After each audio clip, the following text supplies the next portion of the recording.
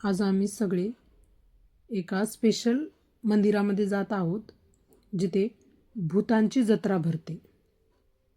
गणेश चतुर्थीच्या दुसऱ्या दिवशी इथे भूतांची जत्रा भरते। हे गाव आहे आगडगाव। तिथे काळ भैरवनाथाचं मंदिर आहे, जे अहिल्यानगर जिल्ह्यातील आगडगाव येथे आहे आणि नगरपासून 20 किलोमीटर अंतरावर आहे। इथली अशी आख्यायिका आहे की हे मंदिर 3 राक्षसांनी मिळून एका रात्रीत बांधलं आहे। ते 3 राक्षस म्हणजे आगडमल, रतडमल आणि देवमल असे या 3 राक्षसांची नावे आहेत आणि या 3 राक्षसांची गावे पण पंचक्रोशीत आहेत अशी आख्यायिका आहे। आणि हा जो रस्ता जातोय तो गर्भगिरीच्या डोंगरातून जातो आणि इथे तुम्हाला खूप साऱ्या पवनचक्की बघायला भेटतील, कारण खूप डोंगर भाग असल्यामुळे इकडे खूप साऱ्या पवनचक्क्या आहेत। लांबून वाटत होतं की खूप छोटे छोटे आहेत, पण जवळून पाहिल्यावर कळलं की त्या किती मोठ्या आहेत त्या।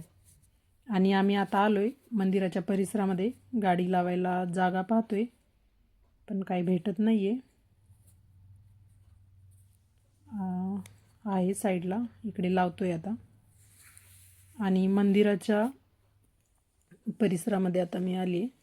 इकडे खूप ऊन होतं, त्यामुळे खाली पट्टी वगैरे अंतरली होती। आणि हेच ते 3 राक्षस, आगडमल, रतडमल आणि देवमल, हे मंदिराच्या मुख्य द्वार आहे। तिथे त्यांचे मुखोटे लावलेले आहेत आणि मंदिरामध्ये जायला खूप गर्दी होती। तुम्ही पाहू शकता इकडे हे मंदिरामधली मुख्य मूर्ती आहे काल भैरवनाथाची। आणि हे काल भैरवनाथाचं मंदिर आणि आजूबाजूचा परिसर। इकडे जेवणासाठी लोकांना बसायला हॉल बनवला आहे तो वरती। आणि इकडे देणगी वगैरे कोणाला अन्नदानासाठी द्यायची असेल तर तिकडे एक छोटंसं ऑफिस बनवलं आहे, तुम्ही पाहू शकता। आणि आम्ही आता जेवणासाठी चाललोय। तिकडे पण रांग होती, तिकडे बसायला हॉल होता, बसलो होतो तिथं, पण पिऊची मस्ती चालूच होती। इकडे जेवायला आमटी, भात आणि भाकरी असते विशेष।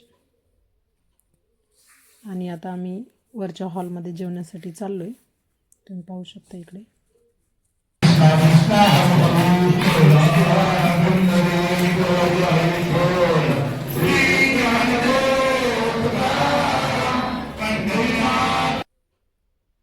आणि आता सगळे जेवायला बसलेत। आधी देवाचं नामस्मरण करून मग सगळे जेवायला सुरुवात करतात। नियोजन पण खूप व्यवस्थित असतं त्यांचं, कोणी अन्न वाया घालायचं नाही।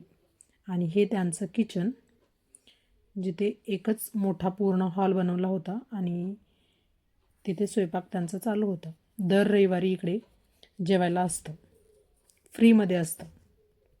जितके भाविक भक्त येतील त्यांना फ्रीमध्ये जेवण असतं। दर रविवारी 5-7 हजार तरी लोक असतील। हे जेवण करून इकडे हात धुण्याची वगैरे व्यवस्था केलेली होती, ताट ठेवण्यासाठी। आणि हा मंदिराचा पूर्ण परिसर आहे। मंदिर खूप छान आहे।